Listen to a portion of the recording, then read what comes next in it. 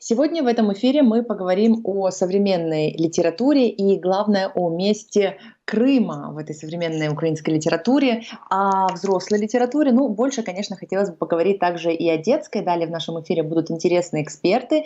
На этот счет вообще этот эфир, знаете, такой для того, чтобы мы с вами расслабились, немного подумали о том, ну, таком, ну, не буду говорить там о высоком, о чем-то таком, но на самом деле о том, что современные события, которые происходят, они запечатляются не только в интернете, в Ютубе, в газетах, на телевидении, где-то в нашей памяти остается что-то, но и также в литературе. И это очень интересно. И поговорим мы сегодня с людьми, которые как раз нам подскажут, в каком направлении нам посмотреть, что и где про Крым пишут интересного. С нами на связи по скайпу. Собственно, я тоже по скайпу этот эфир веду, поэтому благодаря скайпу у нас все и получается сейчас в этом эфире. Алим Алиев, заместитель генерального директора Украинского института. Алим, здравствуй.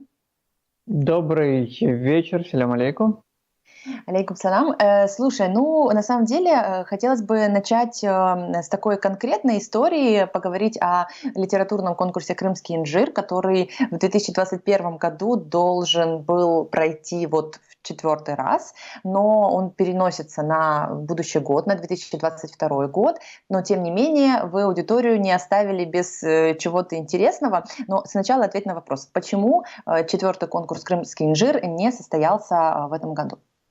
Так он состоялся, мы продлили сроки, и мы решили сделать таким образом, чтобы люди, которые подаются к нам, они имели не просто больше возможность, да, мы должны были его, как обычно, закончить в ноябре, но мы изначально предполагали, что продлим его до конца февраля, поэтому сейчас поэты, писатели, переводчики, как с крымско-татарского так на украинский, так и наоборот, могут подавать до 28 февраля включительно свои работы к нам на Крымский инжир, потому что мы хотим сам фестиваль, который является таким результатом Крымского инжира, проводить уже весной. По нескольким причинам. На Крымский инжир очень много приезжает наших деятелей культуры из Крыма. И сейчас в ноябре мы понимаем, что из-за пандемии мы снова бы перешли в лучшем случае в гибридный формат, когда это делается онлайн, часть офлайн, а уже весной, когда потеплеет, мы очень надеемся, что мы проведем полноценный офлайн фестиваль. Более того, я вижу, что вот плоды крымского инжира, да, как они очень быстро вот эти ветки набирают силу. Мы еще не успели даже в Киеве презентовать третью антологию крымского инжира, поэтому нам нужно немного времени рассказать и о 3 антологиях, и о последней антологии, и поэтому в том числе сам фестиваль и 4-ю антологию мы будем планировать на 22-23 года. Спасибо, что разъяснил. То есть конкурс, он так продлевается он и идет, да, абсолютно. И смещается на весну уже. То есть каждый год весной, в более теплое время года, в более безопасное в условиях пандемии, этот фестиваль будет проходить. С декабря на весну смещается. Это, в принципе, хорошее разъяснение и очень даже неплохо. Весну ждем все, мы теперь еще по этой причине. Это логично. Слушайте, у нас очень много наших авторов из Крыма, и летом, когда конкурс идет, в самый пик работы и вообще отпусков, сезона и так далее, это мы увидели, что это менее практично, чем делать сам конкурс зимой, когда работы меньше, когда больше есть возможности отрефлексировать то, что происходит, поэтому вот как раз-таки мы приняли такое решение. Хотя еще в сентябре, в октябре мы получали достаточно большое количество уже работ. Давай расскажем немного о самом конкурсе. То есть все желающие авторы уже с опытом, и также начинающие, также переводчики, которые могут переводить с крымско-татарского на украинский, там наоборот, они могут принять участие в этом конкурсе. Буквально каждый год это можно сделать. Если, например, в этот раз вы не готовы, то можно готовиться к следующему году. Расскажи подробнее, какие есть вот конкретные ниши, где можно поучаствовать крымчанам, и не только крымчанам, крымчанам на самом деле. Не только крымчанам, потому что конкурс даже уже не общеукраинский, к нам подаются авторы из других стран, Грузия, Турция, Канада, Штаты, Германия и так далее, так далее, так далее. И это, конечно же, очень радует, что конкурс и тема Крыма через литературу таким образом все больше и больше поглощает других авторов и поглощает аудиторию. У нас есть несколько номинаций основных. Это поэзия и проза на украинском языке о Крыме. Это поэзия и проза на крымско-татарском языке без тематических ограничений. Это детская литература. И почему мы берем детскую литературу, я думаю, здесь абсолютно понятно, потому что именно в детском возрасте формируются ценности, формируется понимание, чувство прекрасного, и критическое мышление в том числе. А культура, ровно как и образование, оно является основой для формирования такого критического мышления, которое некоторым очень не хватает, наверное. Да? И это потому, что в том числе из-за постсоветской системы образования. Также у нас есть переводы. Детская литература на крымско-татарском и на украинском языках, и переводы как с крымско-татарского на украинский, так и наоборот. И при этом мы сняли ограничения, и переводы в этом году также можно подавать как классические тексты, например. Да, как украинские классические тексты, так и крымско-татарские. Но вот в новой антологии «Крымский инжир Чаир», и здесь, наверное, я, может быть, забегая наперед, немного скажу о названиях. Да. Мы в прошлую антологию назвали «Демирджи». И мы написали, как раз-таки сделали правильное написание. Потому что в советские годы гора Демирджи писалась с ошибкой. Демер, да? А по-крымстарски это пишется как Демирджи.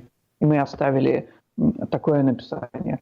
Чаир в этом году мы возвращаем фактически утраченные имена, утраченные культуры, в том числе Чаир — это была большая аграрная культура крымских татар до депортации, когда в лесах прививались деревья, скрещивались деревья, и таким образом, например, яблони, когда садовые яблони, дикие яблони скрещивались и получали намного ароматнее, больше сами плоды. Да. Поэтому сейчас мы не можем возвращать имена вот так вот физически в Крыму, но мы через смыслы, через метафоры пытаемся это делать в литературе.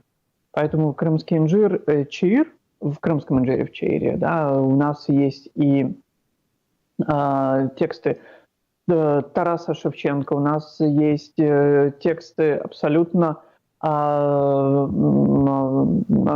Александра Довженко, крымско-татарских классических поэтов и писателей, которые дают понимание, какая была литература в 20 веке, и она переведена уже на украинский. Там Умер Ипчи, например, там Ширьян Али, да, вот кого сейчас переводят. А также здесь важно говорить о современной литературе, которую также переводят, как Сиаре Кокче, там Эмине Усиин, это тех, кого переводят с крымско-татарского на украинский. Алим, а можно поинтересоваться о как раз детской литературе, да, потому что ты правильно говоришь о том, что это действительно вклад в будущее. С недавних времен меня эта тема заинтересовала глубже, и, конечно, хочется твою оценку услышать, поскольку ты все эти работы знаешь, читаешь из года в год, и насколько популярно это направление, много ли авторов, которые работают в этом направлении, и есть ли что сегодня читать крымским детям? Если я скажу, что это популярное направление, если я скажу о литературе как о популярном направлении, я, наверное, скажу неправду. И Мы, наверное, сейчас, в том числе через крымский инжир, в первую очередь через крымский инжир, формируем такую литературную инфраструктуру о Крыме, которой системно, к сожалению, никогда не было, в первую очередь, на континентальной части Украины. И это касается детской литературы. Ее достаточно немного. Детскую литературу, как по мне, писать, возможно, в некоторых случаях намного сложнее, чем писать взрослую литературу, потому что автор должен понимать детскую психологию, автор должен понимать то, что зацепит ребенка, что ему будет понятно и что его текстом будет придавать позитивные смыслы. Но я вижу, как с каждым годом разных текстов и разных тематик становится все больше. Это, наверное, одна из наших целей.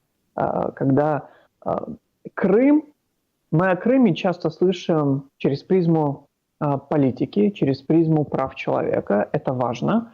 Но, наверное, цель крымского инжира и таких проектов, как Крымский инжир, чтобы о Крыме мы говорили в интеллектуальной плоскости, в плоскости формирования и общей идентичности, и усиления идентичности крымских татар. Сегодня в этом эфире, я напомню, мы говорим о современной украинской литературе, о месте Крыма в этой современной литературе и говорим о детских сказках. Также это тоже важный момент, потому что те, у кого дети, внуки, младшие братики и сестрички, очевидно, что вопрос знакомства детей со сказками тоже существует. Если есть желание, а иногда это, вы знаете, происходит как-то и случайно, что вот читаешь детскую книгу, а там что-то да про Крым. И насколько это важный момент, мы сегодня будем разбираться также в эфире с экспертом. Я напомню, что вы слушаете радио Крым Реалии, и можно нас слушать круглосуточно на 648 АМ. Это средние волны, доступны практически на территории всего Крыма. И что немаловажно, у нас есть номер телефона абсолютно бесплатный для слушателей из Крыма 8 810 06 926. Вы можете звонить во время прямых эфиров, а я напомню, что они у нас происходят в будние дни, с понедельника по пятницу по крымскому времени в 17:00 и в 19:15. Именно в это время вы можете дозвониться непосредственно в прямой эфир.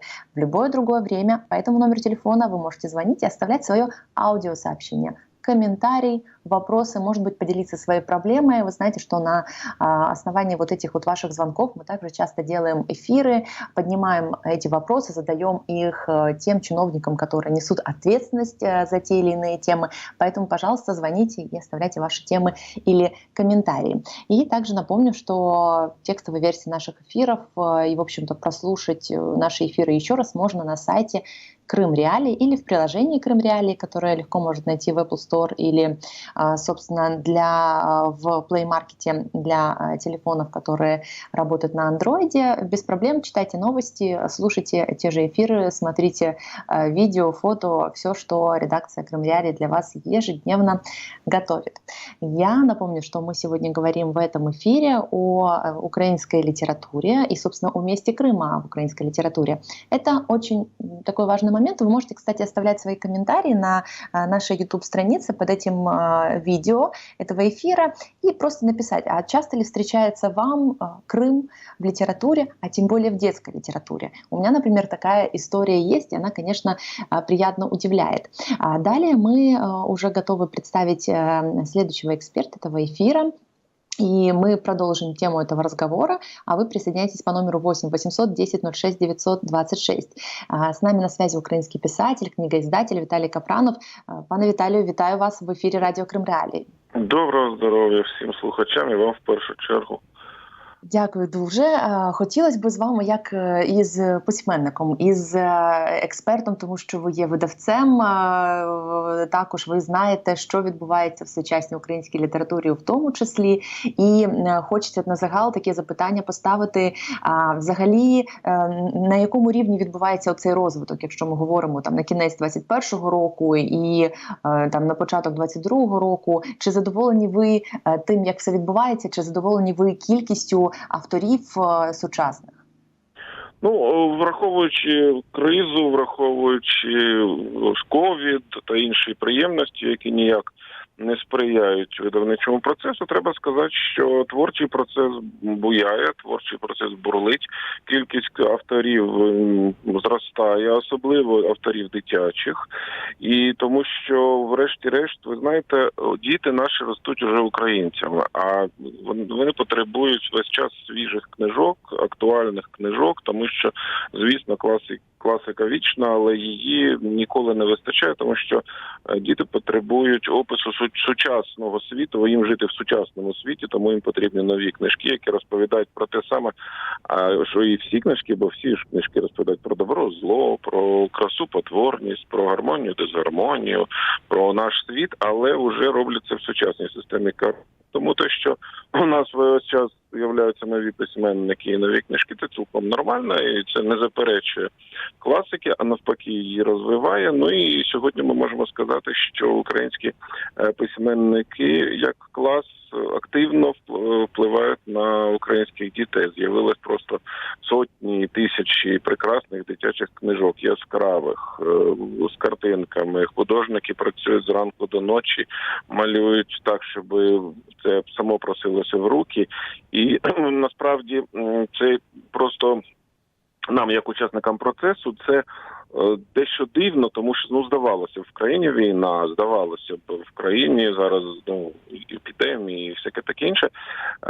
Чого раптом такий творчий? Це не сплеск, це просто вулкан, який вже багато років діє, і багато років бурлить, багато років піниться і видає на гора все більше і більше шикарних яскравих дитячих книжок. Ви знаєте, я згадую нашу юність, наше дитинство, і згадую те, що в нашому дитинстві книжки з картинками, кольорові книжки, це було достатньо така нечаста штука. Вони були цінністю.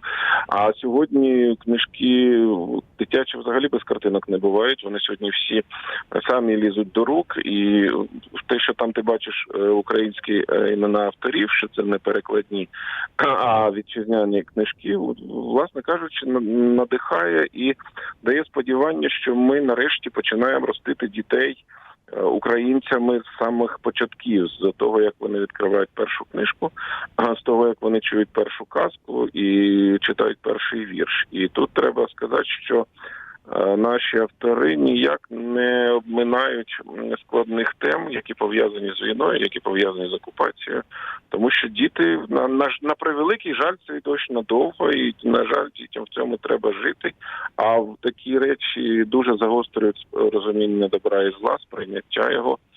Тому дитяча література сьогодні актуальна, як ніколи. Пане Віталію, я нагадаю, розкажу трошки нашим слухачам, тим більше слухачі знаходяться на території окупованого Криму, і зрозуміло, що там інформаційна історія зовсім інша, і доступність українських книжок, вона там, їх нема в магазинах, на жаль, це лише якщо хтось там привезе, подарує, таке інше. Що ви з вашим братом займаєтесь взагалі видавничою діяльністю дуже давно, з середини 90-х, якщо не помиляються, і ваше видавництво називається «Зелений пес», і це так більш конкретна така інформація для слухачів. А ви кажете про те, що от в дитячій літературі, в якій так важливі, звісно, ілюстратори, піднімаються оці гострі такі питання там війни. Я бачу, ви знаєте, в дитячих книжках зустрічаються там і спогади про Крим, навіть не спогади, а просто прямую до рідного Криму, там щось таке. От такі фрази, дійсно, читаючи такі книжки, такі казки дітям, ти розумієш, що дитина ще маленька підростає, але дійсно там крок за кроком, поки вона підростає, цю реальність, отак от ти її з нею знайомиш, по суті.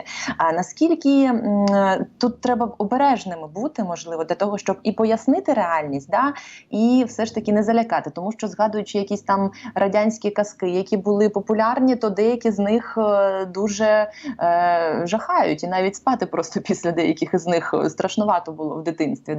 То чи є тут межа, наскільки ви там до цього так ставитеся там з розумінням і коригуєте, можливо, якісь такі речі, щоб дозовано подавати таку важливу інформацію дітям? Ну, ви знаєте, порівняно з реальністю, жодна казка нічого страшнішого вигадати не може, бо коли в Криму на порожньому місці арештовують кримців за те, що просто вони кримці, за те, що вони окремий народ і вони себе сприймають як окремий народ і хочуть жити вільно, то, звісно, нічого страшнішого в наших умовах, звісно, вигадати неможливо. І діти це ж все теж бачать і теж читають. Тому я не зовсім розумію, чим ми їх ще можемо налякати, коли вони знають, що завтра до сусідів можуть прийти і арештувати просто так. У нас батьки жили в часи Сталіна, і бабуся з дідом багато розповідали, як це жити, розуміючи, що тебе в будь-який момент можуть взяти. От сьогодні кримські діти живуть в таких от реаліях, коли треба фільтрувати базар, коли треба думати, що говориш, коли треба думати, з ким говориш. Ми через все це пройшли в Радянському Союзі і знаємо, що це катастрофа насправді. Тому казка тут відкриває, дитяча книжка взагалі відкриває інший світ, в якому діє добро, в якому справедливість цінується, в якому врешті-решт завжди головні герої, а з головним героєм себе ідентифікує читач завжди. Головні герої представляють добро, і добро перемагає. Оце дуже важлива річ в дитячих книжках, тому що хоча насправді в житті все зовсім не так. Але з дитинства нам батьки і письменники завжди вкладали в голову, що добро врешті-решт обов'язково переможе. І це елемент світової культури. Це ж не ексклюзив там наш український. Тобто віра в перемогу добра – це те, на чому тримається взагалі гуманізм і ставлення людей одне до одного як до людей, а не як до суперників в боротьбі за їжу там чи воду. Тому це дуже важливий елемент співжиття людей між собою, віра в перемогу добра і віра в справедливість. І от тут, власне кажучи, дитячі книжки завжди на цьому побудовані. Я, чесно кажучи, можливо, я, звісно, можу пригадати книжки там чи кінофільми, які були страшними, але так чи інакше, навіть у Андерсена в оригінальних його казках, які там дійсно без брому читати неможливо, все одно він переслідував мету показати, що добро все-таки перемагає, що треба бути добрим. Я пам'ятаю цю страшну казку про дівчинку, яка наступила на хліб. Це, звісно, збочена абсолютно уява автора, але він таким чином дітям показує, що на хліб наступати не можна. Нам це теж це пояснювало, що якщо там навіть скоринка хліба на столі лежить чи упала, її викидати не можна ні в якому разі. І це традиція не тільки радянська, а це традиція взагалі такого ставлення до їжі, тому що їжу хтось для тебе робив, її аби ти сам здобував, її треба поважати. Так от тут виступають страшилки, виступають всього-навсього засобом донесення основної думки, зокрема про те, що як треба жити, і про добро і зло, і про справедливість і несправедливість. А реальність, яка навкруги, звісно, там не позаздриш, у нас теж весело, але в Криму, звісно, такий глибокий совок, в якому ми виросли, який ми без сторигання згадувати, звісно, не можемо. Це катастрофа. А от дитячі книжки, власне кажучи, дають нам вихід із цієї катастрофи в уявний світ, і він зазвичай будується як такі от невеличкі асоціації. От у нас є, до речі, виходили книжки, які стосуються, власне кажучи, цієї ситуації. Вони не про Крим, а вони про сонячний півострів, казки сонячного півострова, фея сонячного півострова. А що таке сонячний півострів? М'яко кажучи, дуже легко здогадатися, про що там йдеться, про який саме сонячний півострів розповідають ці казки. І, власне кажучи, сюжети цих книжок побудовані на тому, що от люди жили щасливо на сонячному півострові, тут прийшли сірі сили, які його захопили, почали вирубати дерева, нищити, природу, нищити там лаванду, на якій оці феї жили. І от вони воюють з цими сірими силами, які захопили сонячний півострів. Щоб не розібрати тут алюзії на сувору реальність, яка сьогодні у нас в Криму, це треба бути або зовсім сліпим, або не хотіти цього бачити. Хоча, звісно, тут воно абстрактна казка про якісь там вигадані краї, але ці вигадані краї асоціюються цілком з цілком реальним краєм, який сьогодні окупували ті самі сірі люди. В мене до вас ще таке запитання: наскільки посприяла оця от історія з мовою, з мовними там законами, з квотами, тому що як для окупованих територій це все виглядало, це так, як російські телеканали презентували, що російська мова під забороною в Україні, і досі про це говорять. Ну, тобто це такий міф, да, але він такий живучий. А наскільки це все посприяло саме видавництву українською мовою, і теж, ну, тобто ця от конкуренція, вона і таке різноманіття українськомовних книжок, воно завдяки цьому зараз відбувається? Чи є ще якісь чинники? Ну, ви знаєте, насправді ніяк не вплинуло на книжковий ринок, тому що книжковий ринок розвивається за власними законами, які не можуть бути в такий спосіб врегульовані. Справа в тому, що книжковий ринок передусім регулює читач. А якось так склалося у нас, ну, історично склалося, що ті, хто активно читають книжки, зазвичай, ну, як би це правильно сказати, більш свідомо ставляться до власного життя. А люди, які більш свідомо ставляться до власного життя і живуть в якійсь країні, зазвичай розуміють, що є державна мова, що діти повинні цю мову знати і таке інше. Ну і тут виходить такий подвійний відбір, і він призвів до того, що бум дитячої української літератури почався задовго до цих законів, і я б навіть сказав, що ще задовго до революції. І дитячий ринок тут у нас був, власне кажучи, піонером оздоровлення видавничого ринку взагалі, тому що на ньому перші були Суви, першим він запустився саме як серйозний ринок. У нас зараз працюють великі видавництва, дійсно великі, які видають велику, там сотні книжок, і переважно це книжки дитячі, і абсолютна більшість з них це книжки українською мовою. Чому так? Бо, звісно, книжки для дітей купують дорослі. А дорослі говорять, що дитина повинна, якщо вона живе в Україні, ця дитина росте в Україні, то, безперечно, вона повинна знати українську мову. Бо, врешті-решт, і в школу ходити, і в школі їй треба вивчати українську мову, а де вона може цю українську мову в живому вигляді взяти? Ну, звісно, передусім в книжках. Тому цей процес почався у нас давно, і українська дитяча книжка вийшла на хороший дуже рівень з точки зору економіки. Ну, я думаю, що років, мабуть, 10 тому. І невпинно зростає кількість.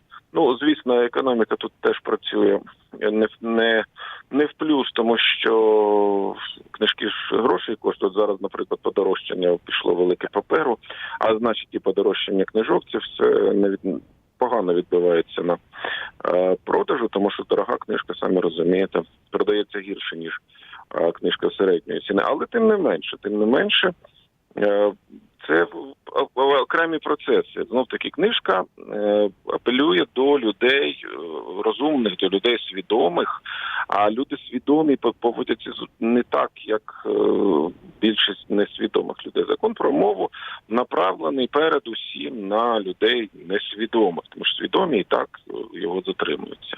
І без цього закону. А от коли тобі треба просто примусити касира розмовляти з тобою державною мовою, що ви, грубо кажучи, порозумілося, щоб він тобі не заявляв, що я говорите со мною, значить, так, щоб я вас понімав.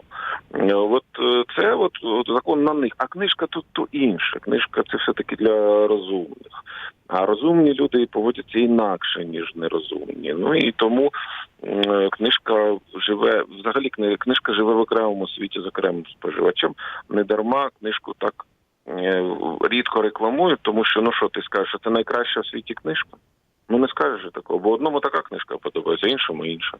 А там, якщо ви продаєте парфуми, ви говорите, от це, значить, парфуми найкраще, значить, будуть пахнути від вас так, що всі до вас будуть бігти.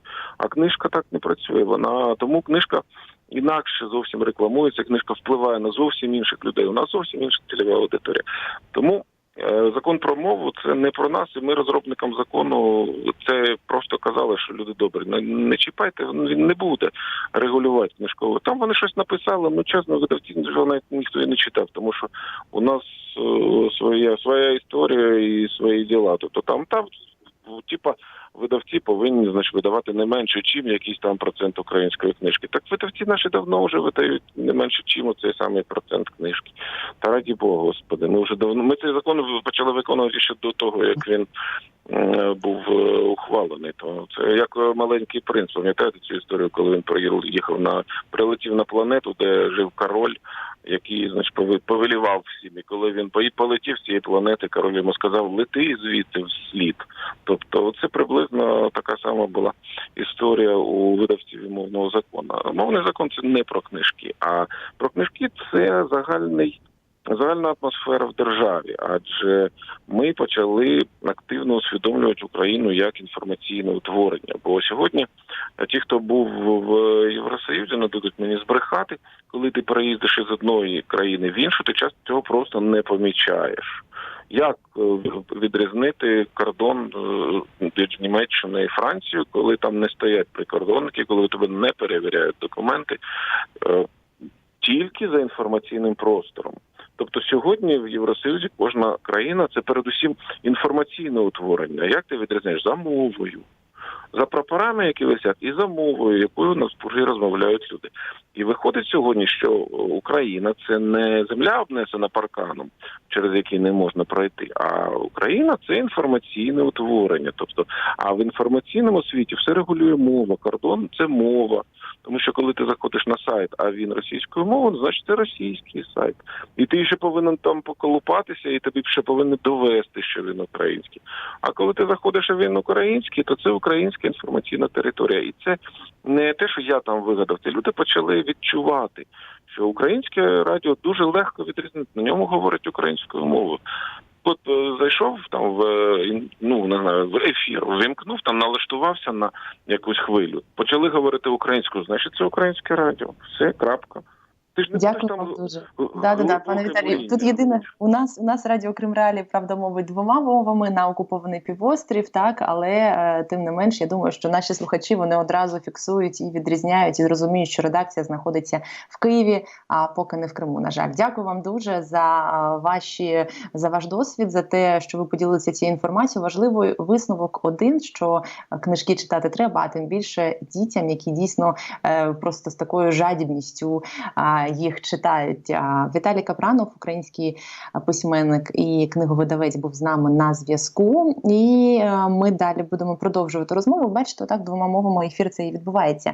Хочеться поговорити ще більш конкретніше про Крим і чому взагалі українські письменники, вони про Крим пишуть. З нами на зв'язку телефоном Зірка Мензатюк. Зірка Захарівна, вітаю вас. Добрий день. Ви є авторкою такої книжки, як «Дике літо в Криму». І насправді хочеться, знаєте, і поцікавитися у вас, а чого от про Крим ви вирішили написати? Наскільки для вас, як для письменниці, як для авторки, цей Крим важливий, що ви про нього згадали? Можливо, можна було про Одесу написати? А чому Крим? Можна і про Одесу написати, звичайно, може бути прекрасний твір. Але чому я хотіла написати саме про Крим і про кримсько-татарську культуру? Коли я була мала, я пам'ятаю, коли нас в школі почали вчити російську мову, я запитала маму, а в Росії українську вивчають? І мені сказали, та ти що, хто там її вивчав? І я тоді з таким праведним гнівом, як вони нашу не вчать, а я буду їхню вчити?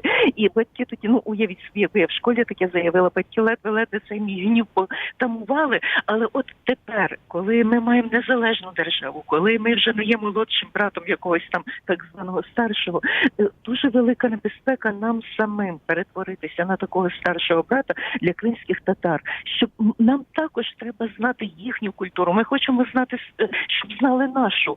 Але якщо поряд з нами живе інший народ, то, можливо, варто і поцікавитися і їхніми якимись такими цікавими речами, і мистецькими, і літературними.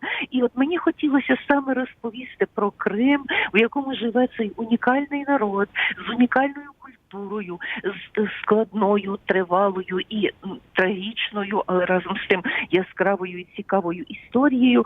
І от дике літо в Криму, дике, тому що це відпочинок дикунами, з наметами на тому березі моря. І от кримська культура тут у мене присутня. Мені хотілося розповісти про цю культуру насамперед.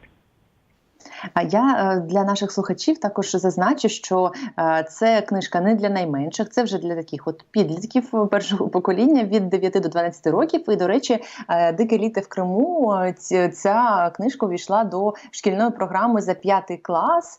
І насправді це також таке визнання, як вам вдалося, скажімо так, як це взагалі відбувається, що от ваш твір потрапив до шкільної програми.